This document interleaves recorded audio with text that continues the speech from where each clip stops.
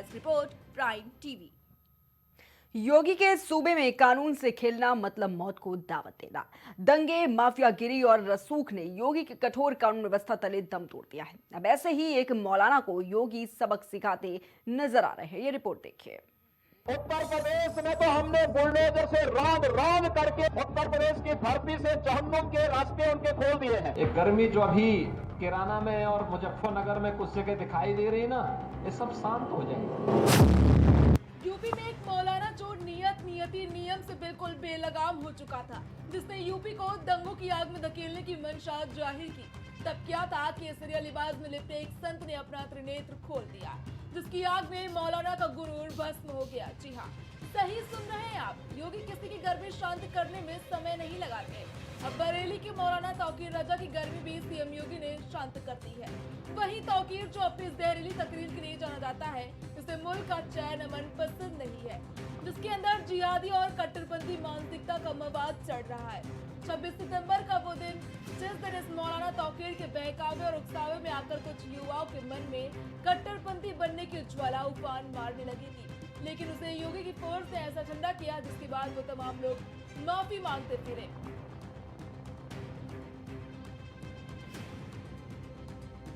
बरेली की हिंसा की बात से मौलाना Tauqeer and company Yogi force की रडार पर है, क्योंकि योगी कुछ भी उधार नहीं रखते, खास तौर से अपराधियों का तो बिल्कुल भी नहीं। मौलाना को सबक सिखाने के लिए योगी ने अपना पुराना हथियार काम पर लगा दिया है। जी हाँ, वही पुराना हथियार जो आज पूरे देश में निजाम बन चुका है, योगी का बुलडोजर। योगी ने इन दंगाइयों को सबक सिखाने के लिए बुलडोजर की कार्रवाई की, जिसमें इन उपद्रवियों के द्वारा बनाई गई अवैध और अपूत संपत्तियों को अब चुन चुन कर ढहाया जा रहा है। बीते कल बरेली में एक बार फिर मौलाना तौकीर रजा के करीबियों पर बुलडोजर गरजता हुआ देखा गया।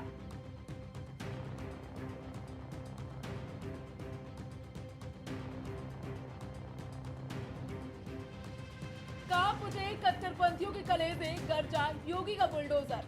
मालूम हो कि मौलाना तौकीर रजा इस वक्त जेल में बंद और बाहर उसके पाले हुए मुर्गे की कमर तोड़ने का काम योगी सरकार कर रही है। तल्ख तेवर तीखी जुबान, यही है यूपी की सिरमौर योगी की पहचान। फिलहाल अब देखना होगा कि योगी ने उपद्रवियों के साथ आगे क्या सुलूक करते हैं।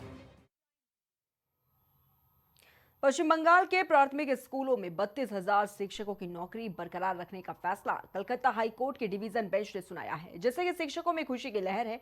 डिवीजन बेंच ने सिंगल बेंच के फैसले को पलटते हुए आदेश दिया कि इन शिक्षकों की नियुक्ति वैध रहेगी। सिंगल बेंच ने नियुक्तियों के दौरान साक्षात्कार प्रक्रिया में खामियों का हवाला देते हुए नौकरी रद्द करने का आदेश दिया था, जिसे अब डिवीजन बेंच ने खारिज कर दिया है। हालांकि इस फैसले के खिलाफ बीजेपी सुप्रीम कोर्ट जाने की योजना बना रही है। बीजेपी का कहना है कि हाई कोर्ट का ये फैसला स्थानगत भ्रष्टाचार को बढ़ावा देने वाला है और इससे भविष्य में भ्रष्टाचार को बढ़ावा मिल सकता है। और इस प्रकार वकील विकास रंजन भट्टाचार्य ने अपनी चिंता जाहिर की है और कहा है कि यह फैसला भ्रष्टाचार के खिलाफ लड़ाई में बड़ा झटका हो सकता है। तो वहीं तृणमूल कांग्रेस के सांसद और वकील कल्याण बनर्जी ने सीपीएम और बीजेपी पर हमला बोलते हुए कहा है कि दोनों पार्टियां शिक्षकों की नौकरियां छीनने की साजिश कर रही है। उन्होंने अभिजीत गंगोपाध्याय पर आरोप यह लगाया है कि वो राजनीति में आकर न्यायपालिका को प्रभावित करने की कोशिश कर रहे हैं।